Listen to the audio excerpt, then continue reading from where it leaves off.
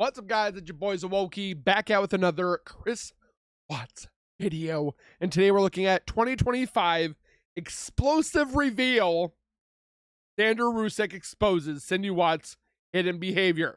Now, for all those that are like, oh my gosh, here we go on another rant when it comes to the Watts family versus the Rzucek family. You know what? People have been wanting me to watch this, like hundreds of you guys inboxing me. Watch this video. Watch this video. I'm going to watch the video because I'm a reaction, commentary, and opinionated channel. Now, we're going to watch this video. Don't put harassing threats in the comments. Give me your 2 cents, but no harassing comments, please. But we're going to be getting into this video right now from Dark Matter True Crime. It's been a little bit since we watched this video. My back area looks a little gross. I probably should put a green screen up, but it's coming along, so just bear with me. And don't forget to go over to the Dark Crime True Crime channel. Go give them some love by subscribing, commenting, liking, sharing. You know the deal. And then don't forget to subscribe to my channel by hitting that white bar icon down the bottom right. Hit that bell icon next to it so when I do post videos like this one, you guys will get that little ring notification that I've posted that video, and then you guys can watch, comment, like, and share. And again, I thank you so much for the love and support. We're creeping slowly by the numbers to get to 73, but we're trying to get to 200. My God, I need to go to sleep. My goodness. But we're gonna be watching this video together, and we're gonna react. So let's get into it. No. We got to see him one time. That was that Monday right before the plea deal. Right before the plea deal, and that was it. These are the parents of Chris Watts, the man who pled guilty to killing his pregnant wife, Shanann, and 2 kids, Bella and Celeste. How did he kill her? How did he say he did it when he snapped? He said he did. And don't go to their house. Don't be giving threats. Don't be sending no letters, no nothing. Don't you dare. The same thing that she did to him, that she did to the girls. His parents went into details about the relationship problems Shanann and Chris allegedly had, but more importantly, spoke about the frustrations with his whole plea. Are you guys frustrated with his attorneys here? Are you guys frustrated with the direction they may have put him through? Yes, I am.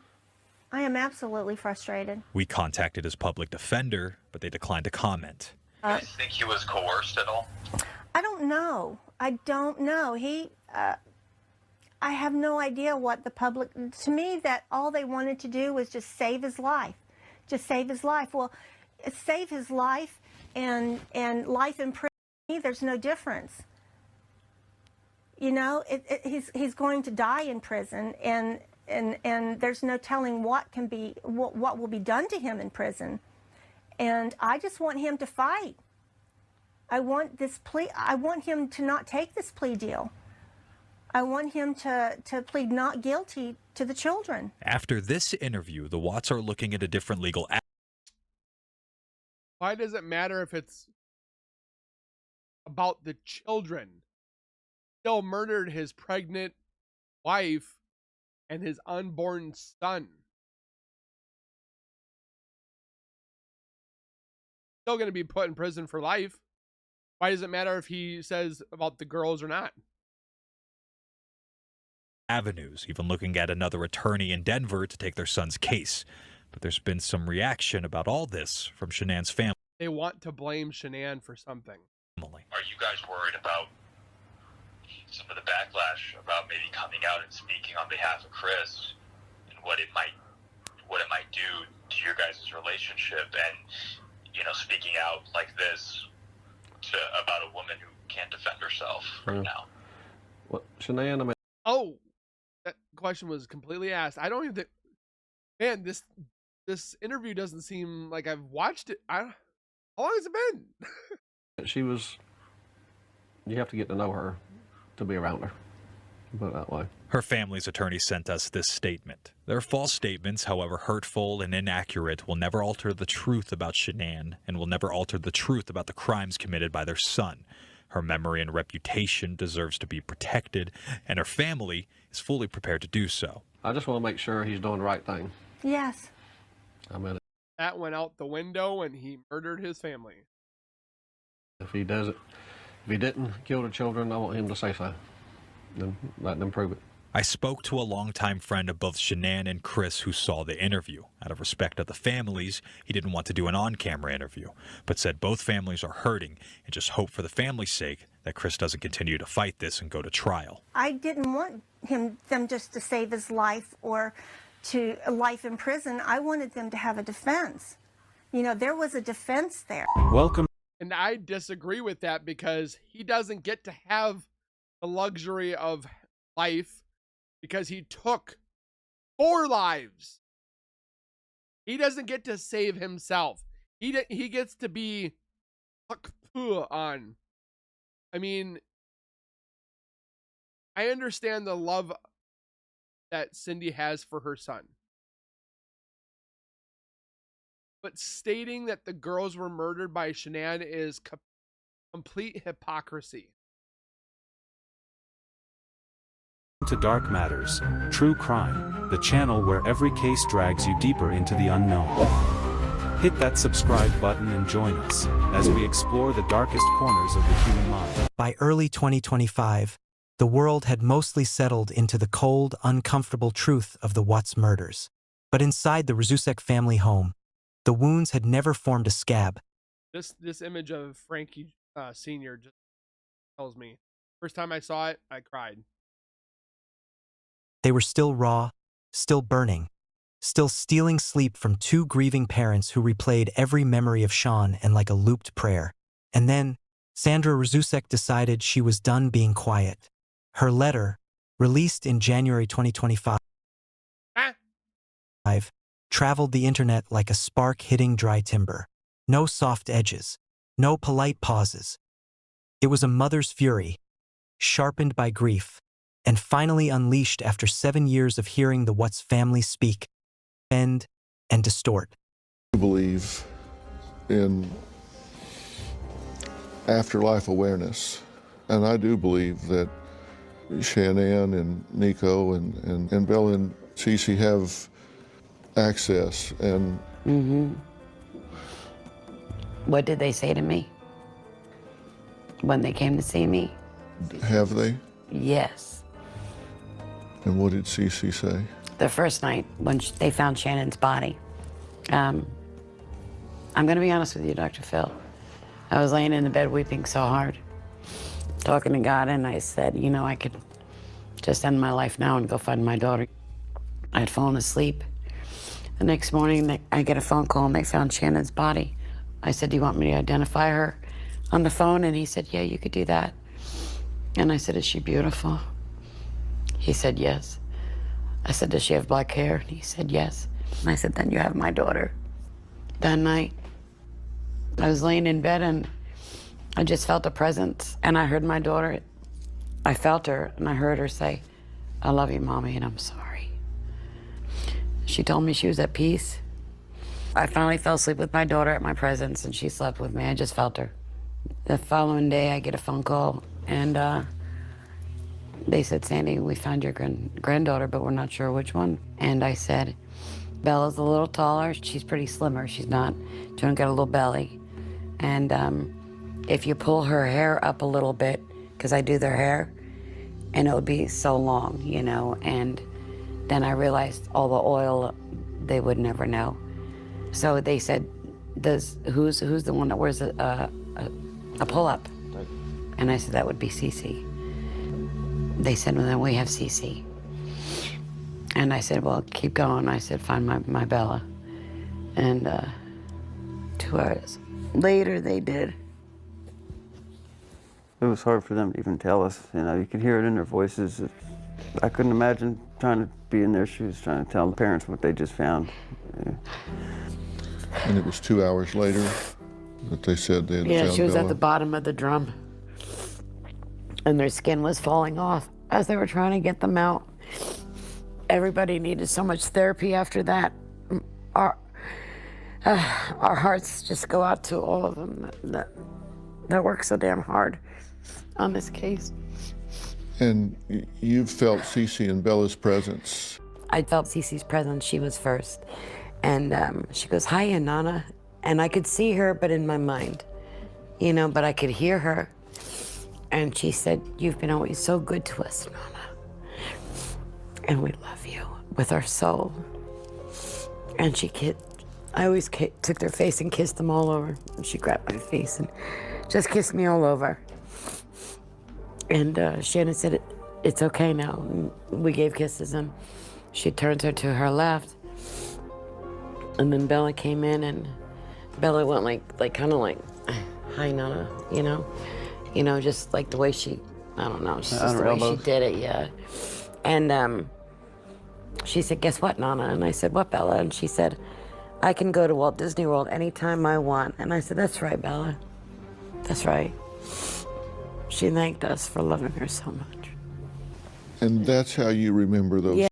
Her, and then I couldn't see who was handing the baby to her, and she handed me my grandson, and looks just like Frankie. It's crazy, but looks just like Frankie. So Sandra wrote about the real Shanann, the daughter who fought through lupus, raised 2 giggling girls, and held a husband together long before he ever claimed to feel controlled. But the heart of her letter was aimed directly at Cindy Watts. Sandra revealed moments she had never shared publicly. Times she watched Cindy recoil when Shanann walked into a room. Times Cindy called Shanann too much, too dramatic, even unstable. And the moment, years before the tragedy, when Cindy told her son that he deserved better.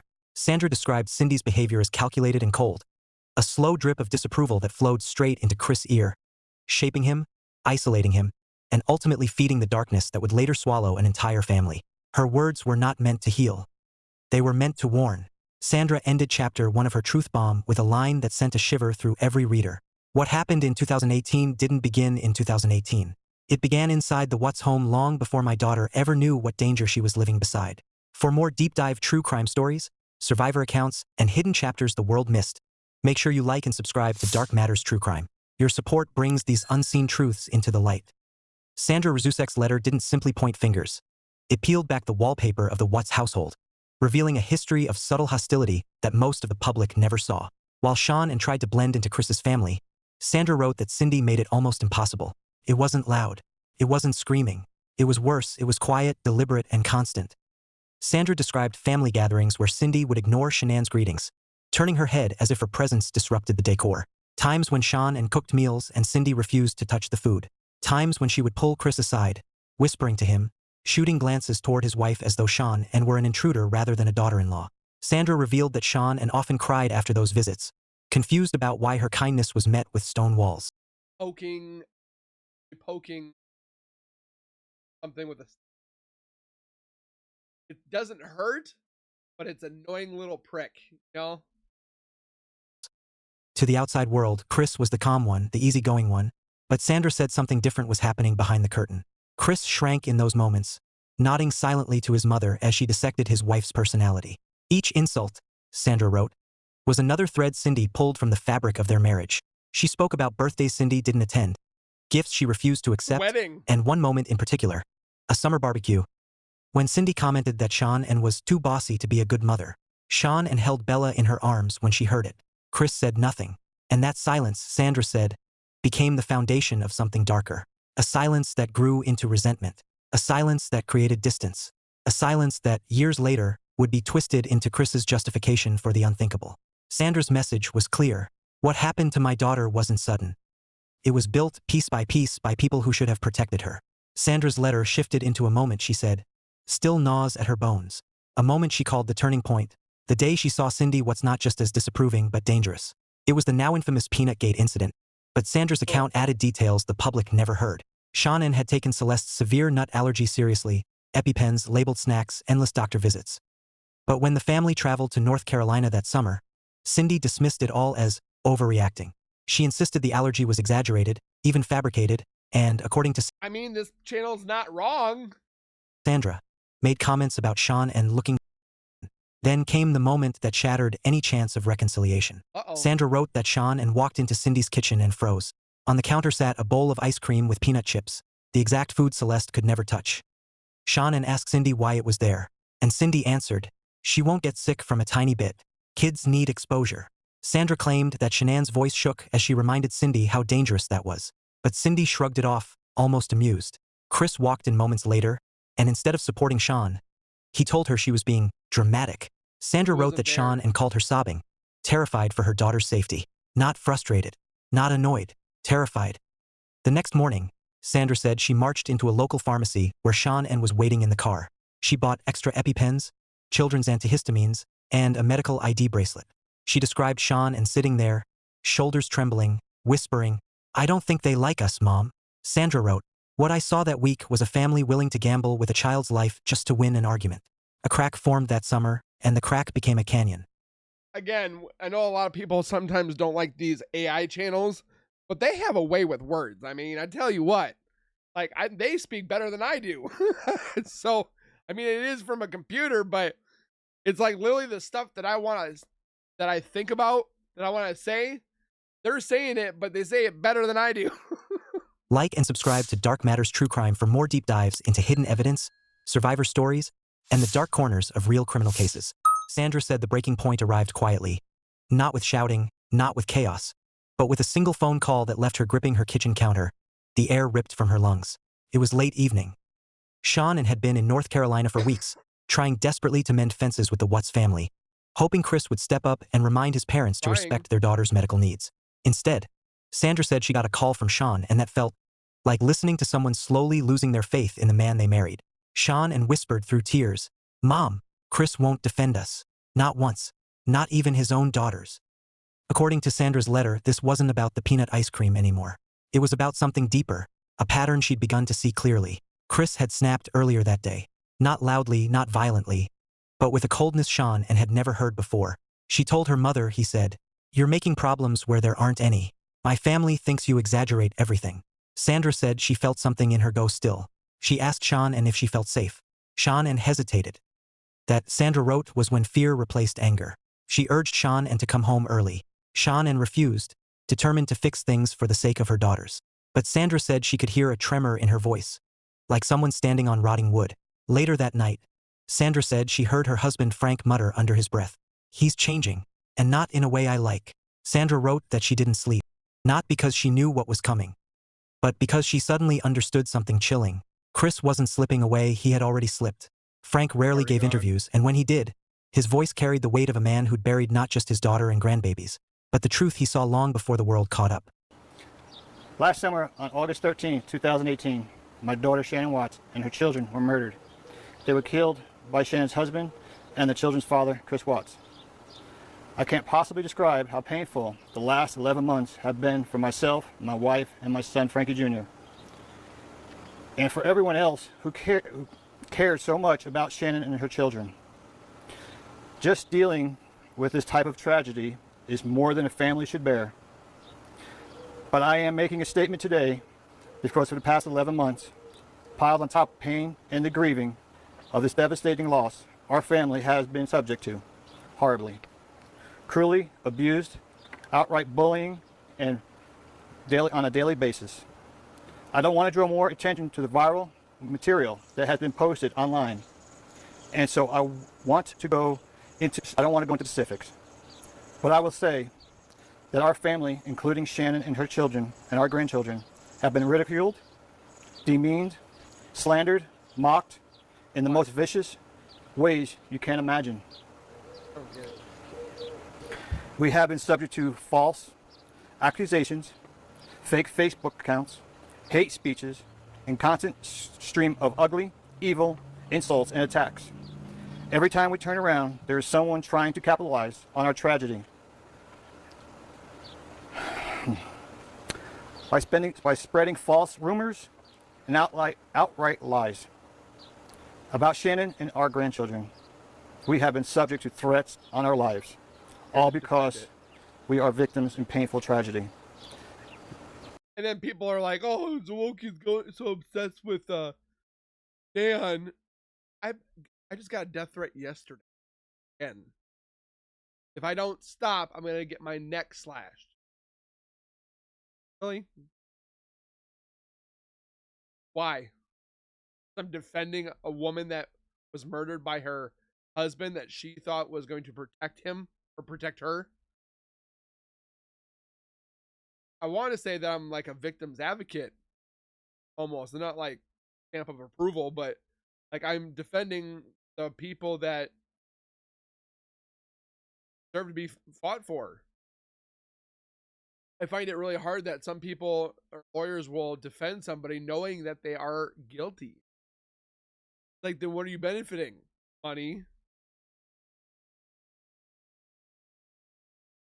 It upsets me that people will sit there and blame the Rzuceks or go after Frankie Jr. because he did something when he was younger.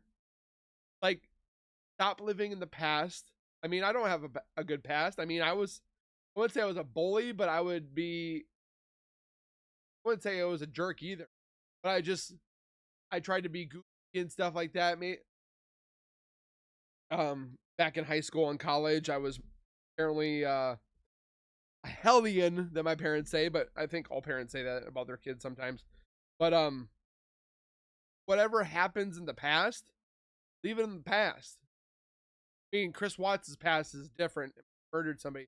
But, like, if somebody was married to somebody else, past, somebody sparked up rumors and like, you know what I'm talking about. Like, murder, you can't forget. Burglary, all that stuff. I mean, that's some serious stuff. Pedophiles. But when it comes to, like, somebody that's grabbed a Snicker bar and is being arrested for it, that's a little bit different. So let's continue to watch. This is so wrong. It is cruel, it is heartless, and it's flat wrong. It breaks my heart to know that we are not the first family to have to live through this kind of tragedy. And we won't be the last. Families like ours should have the right to be safe and a basic level of privacy, the right to mourn in peace. And it boils my blood that my family and other families are dealing with worse imaginable tragedy have to deal with this kind of cruelty and bullying. It needs to stop. To Congress or to any position in power, we are calling on you to do something to pass laws that will protect victims of unspeakable crimes from this kind of abuse. Our online social media sites like Facebook, YouTube, and Twitter, we have contacted you many times, reported this abuse, but no avail. We are calling on you again to do the right thing, to take some responsibility for your platforms and stop this despicable conduct. To the people who feel they are entitled to profit off our loss, we urge you, please stop. And for the people who are interested in this case, who feel compelled to comment and discuss, please stick to the truth. It is painful enough for us to just dealing with the reality. Spread lies. Reading the... That's why people will say that I'm spreading lies, but I want to watch all videos and either say that they're factual or say that they're fake, in my opinions and so forth. And I'll sit there and be like, yeah, that's completely BS. That's like, there's that one claim that apparently the Rzuceks wanted Shanann gone so that they could inherit the money for the insurance check. I'm like, no, I watched it and I was like, no, we're not. Why would they care about money? I think they would rather have their daughter and their granddaughters and their grandson than the money that they got. Insane conspiracy theories, ugly false rumors, and lies only make it more painful. Finally, to the people who have stood with us. I stand with. Who have supported us and prayed for us and our family. For Shanann and her grandchildren, we can't thank you enough. God bless you all, and thank you for your time. Thank you. Hey, friend, quick question, and ask this respectfully. Mm-hmm. Was there any fear about coming forward because you're now giving these people that are saying this stuff even more for their platforms, if you will? No.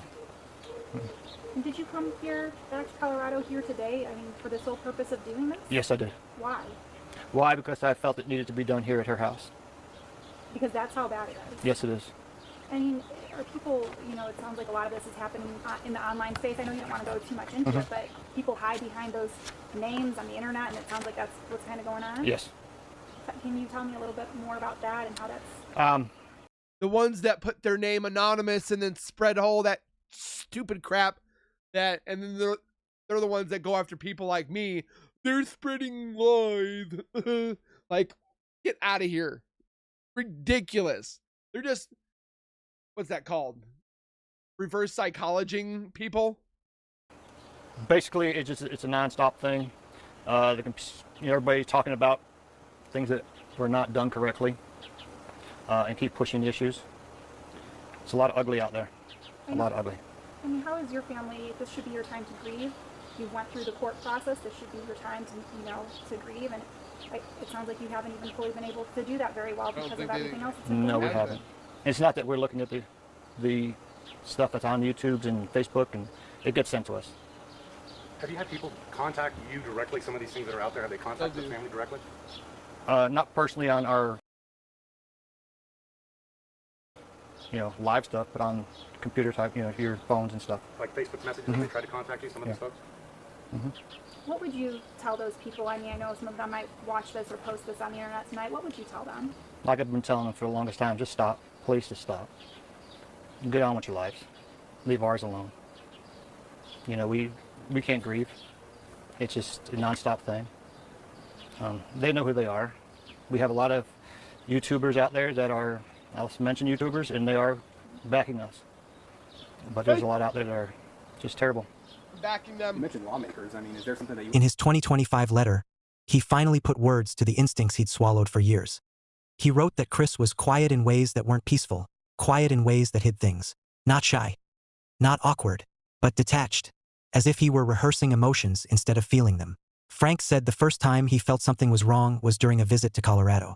Shanann, exhausted and newly pregnant, asked Chris for help carrying groceries. Frank described how Chris didn't even look up. He kept scrolling on his phone, unmoved, like her voice barely reached him. Most men jump when their pregnant wife asks for help, Frank wrote.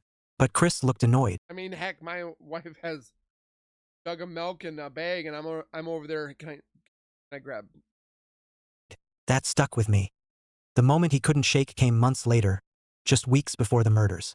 Frank recalled Chris holding Cece and staring past her, not at her, through her, as if she were a chore instead of his child. I've seen tired fathers. I hate parents that act like children are chores. You decide to have children, take care of those children. If you are a man that inseminated a female because you think it felt good, you better be paying for that dang kid if you get the accidental. I am so sick of seeing deadbeat fathers or even deadbeat mothers that just have the kid and they're like, yeah, I had it. It's a life. I'm pro-life, man. Like, I think life is important. But if you make wrongdoings like Chris Watts did, you really deserve to get life. I don't know. It's definitely a very hot topic, but it's definitely very controversial. I've seen stressed fathers, Frank wrote, but I'd never seen a father look at his daughter like she was in the way. Frank said he never wanted to alarm Sean who was already drowning in stress. But after that visit, he told Sandra, something is off with that boy, and I don't think it's just marriage problems. Sandra, according to Frank, had parent intuition. No, there's something up. Frank brushed it off as exhaustion, but he didn't. In the letter, he wrote a line that has kept readers frozen. If I had trusted my gut earlier, maybe I would have pulled her out of that house. He ended the chapter with a truth he can't unsee. The darkness was there. We just didn't know how deep it went. Sandra's voice trembles when she talks about Cindy Watts. Not with fear, but with the uneasy recognition of someone who saw. That's the thing is, too, if you are thinking about something hardcore during the day, like how many times is it that you dream about it? If you're stressing about money, if you're stressing about arguing with your wife or your husband, or maybe got written up at work and you're like, that sticks with you. And then it sometimes turns into nightmares, or it turns into something that really bothers you during the middle of the night.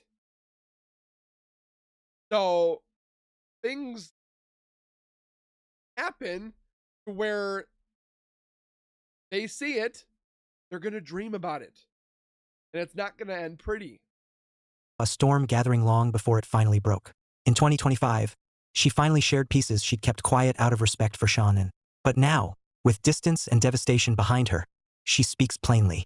From the very beginning, Cindy treated Shanann like competition, not a daughter-in-law, not an addition to the family, but an intruder. Sandra says one of the earliest signs was during a family gathering when Shanann tried to help clean up. Instead of a thank you, Cindy snapped, "I don't need you to take over my kitchen." Sandra recalls Shanann and telling her later, voice small, that she had never felt so unwelcome. But the moment that truly rattled Sandra wasn't the infamous nut incident. It wasn't even the cold stares or the whispered insults. It was the day Cindy insisted she knew Chris better than anyone, even better than Shanann, and claimed Chris was too good for her. I wake up every morning just crying, thinking this is not going to be what's going to happen every single day. It's just so hard to get through it. Like, I've already seen this one. I just don't know how to get through it. Which I can share in the sorrow. Tell me that about she's feeling his on childhood. that Did he part. play sports? Was he in scouts? What kinds of things did? Yes. I feel sad for her that she feels that because her son's in prison, but then they make the remark that, oh, we know how Shanann was. Probably shouldn't have said that. That's what's making people pissed. He played sports. He played sports from the time he was 5 years old up until he was 17. And he was in basketball, he was in baseball, he was in football, and loved NASCAR. He and his dad went to the NASCAR races all the time. Loved sports. And he was a good kid. Had two best friends, and that's who he grew up with, and still are friends with them today. And there's nothing that would have predicted any of this could have ever happened. Yeah. Nothing in his childhood at all. I would have never in a million years thought something like this could happen to him at all. You didn't see things like him getting into fights? Or... No fighting. He was quiet, and he got along with people, and he didn't start anything, and he was a perfect teenager, to tell you the truth. He did not even rebel. He wanted to go to NASCAR Tech. We made that possible for him. What did he do after he finished school? He worked at the dealership as a service technician and was making good money and loved it. He bought a toolbox, and he started buying his tools and enjoyed it. He was doing well. When and where did he meet Shanann? They met, and he liked her, she liked him, but I don't think it was love at first sight or anything. They took a little while and I guess got to know each other and, dated. It was always a little strange. This is the stuff that she should probably not be thinking. That she always said a lot of things about Chris in front of me that I didn't like. Like, this isn't the kind of person I would date. He doesn't know how to do this, or he doesn't know how to do that. He looks like a skater boy. Look at his hair. Compliment. Look how much stuff he puts on his hair. It was just on and on and on, and I just got a bad feeling. Out of it. And they got married in 2012. Did they get married in North Carolina? They did. Mm-hmm. How was that? We didn't attend. Really? Mm-mm. We didn't attend because Shanann and I just couldn't get along. And Dang. That is the bad stuff you should not be saying, ma'am. Yeah, of course I'm just. And I didn't like the way she treated him. What do you know about their marriage and their issues? Oh, very little. Very little. You can only observe. I could only observe what I saw when I was around them. Christopher always seemed anxious, and he when she needed something, I mean, he would run. He wouldn't walk, he would run, he would get it. He just always seemed... I would say that he's anxious because he knows the tension between Shanann and his... Oh, he was probably anxious because of that reason. And he's like, oh gosh, please don't blow up at each other. Please don't blow up at each other. Make it very nice, quiet night. That's what he's thinking. seemed to be right there at her beck and call. And did that seem I'm pretty much at my fiance's beck and call. If she calls, I go. It's called respect. odd to you? Or? Very odd. It was very odd. He just seemed nervous. So how much did you see them over these last 6 years? Probably twice a year. We would go up there. 12 times. And did you stay with them? Or? Yeah, we would stay with them and stay a week and then come back home. Tell me, Bella and Celeste. Oh, Bella was This is okay. just like Chris. Just like him, shy, cautious, conservative. Cece was a ball of fire. I mean, she was fearless, completely fearless. She just loved to run, run, run, run, run. So they were wonderful. It breaks my heart to know that they're not here.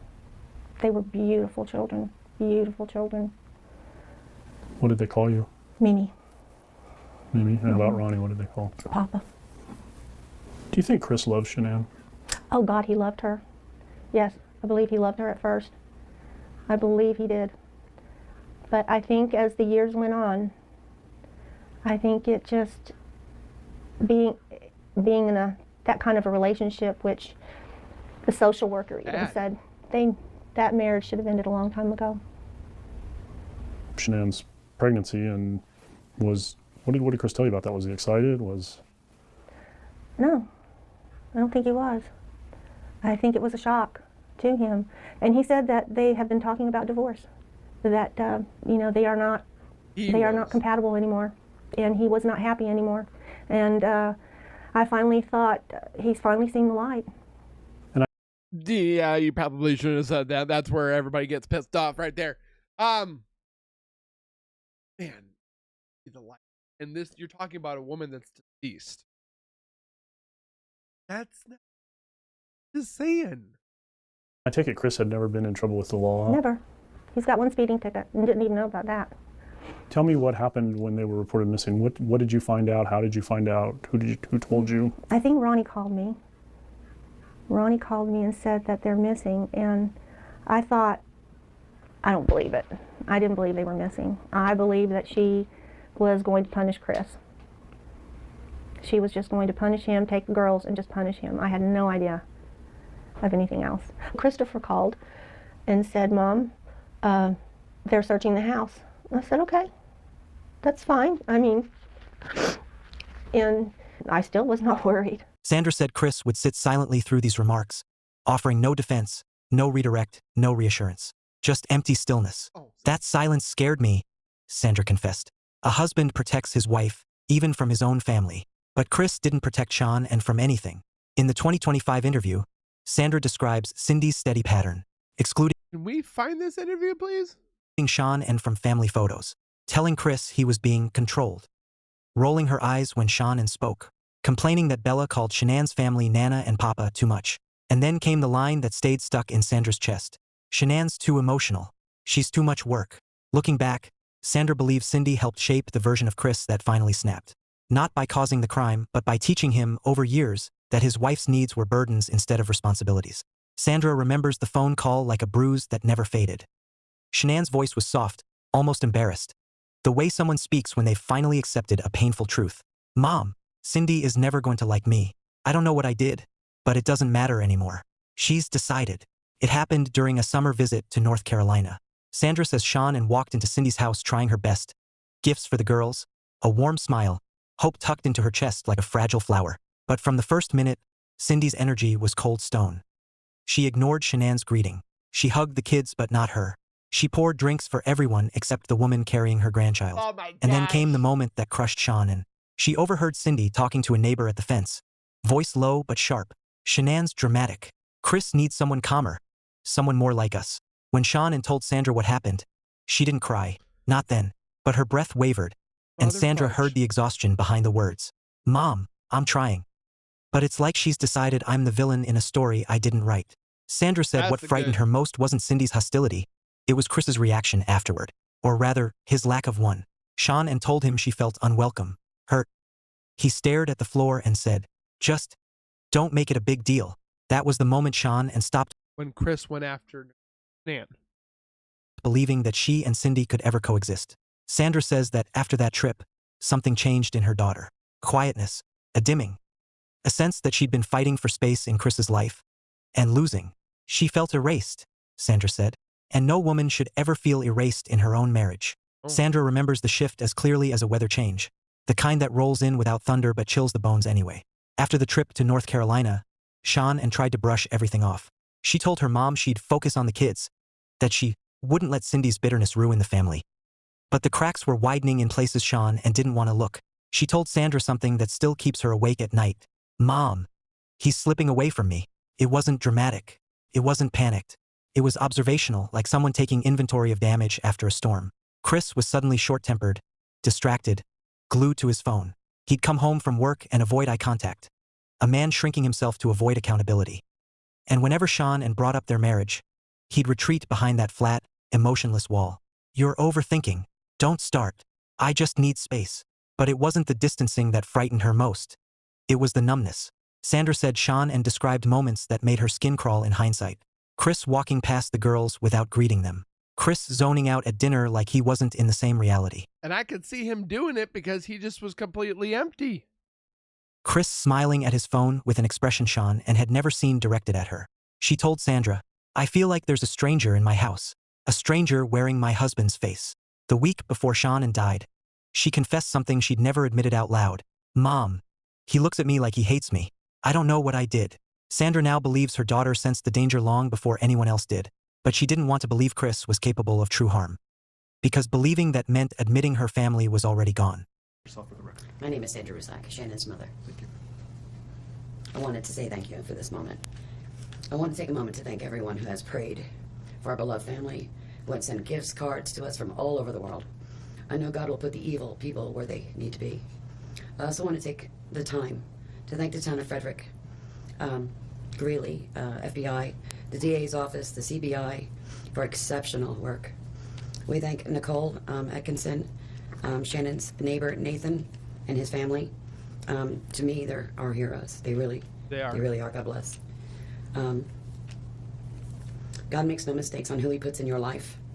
Marriage is about love, trust, and friendship and unity. We marry for sickness and health, to death do us part. Our daughter Shanann loved you with all of her heart. Your children loved you to the moon and back. Shannon's family was her world. Shanann put a crown on your head. But unfortunately, the day that you took their life, God removed that crown. We loved you like a son. We trusted you. Your faithful wife trusted you. Your children adored you. And Bet they didn't give Chris any problems. They welcomed him with open arms. they also trusted you. Your daughter Bella Marie sang a song proudly. And I don't know if you got to see it, but it was Daddy, You're My Hero. I have no idea who gave you the right to take their lives. But I know God and his mighty angels were there at that moment to bring them home to paradise. God gives us free will. So not only did you take the family of four, your family of four, you took your own life. I want the world to know that our daughter and her children were so loved by us. There will always be protected by God and his mighty angels. I didn't want death for you because that's not my right. Your life is between you and God now, and I pray that he has mercy for you. From Shannon's mother, Bella Marie, Celeste Catherine, and Nico Lee's Nana. Thank you, Your Honor.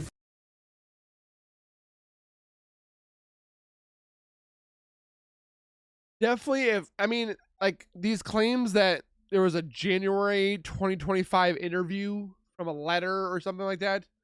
Yeah, that's great and dandy. Let's see the letter, okay? I mean, a lot of it makes sense that she wasn't welcomed in the Watts family. She was looked at as a burden, a problem, a virus that needed to be removed. No one was ever going to be good enough for Chris. If the Watts family met Nicole, it would have been the same scenario. Nobody was going to be good for Chris. It's just somehow people are nowadays. They're just set in their ways and they ain't changing. And that's one big thing is people hate change. And change does not go over well. There are a few that might enjoy the change, but a lot of people do not like change. So post your guys' comments down below if you guys agree, disagree, all over the board, up and down. Are you Team Watts, Team Rzucek? I just want Team Justice to find out if Nicole's involved. All the other videos that I post are just extra.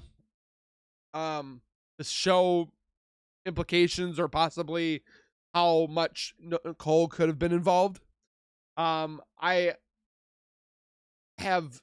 said it how many different times. I have so much like heart and want to find the answers for this because I feel that this is not complete.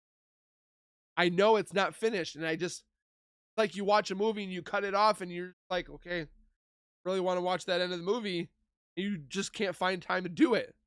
That's what I feel like this. We can't find the answers to finish this puzzle. Again, thank you guys for being here. Please take care. Be safe. As always, keep nerding on, and we will see you guys in that next video.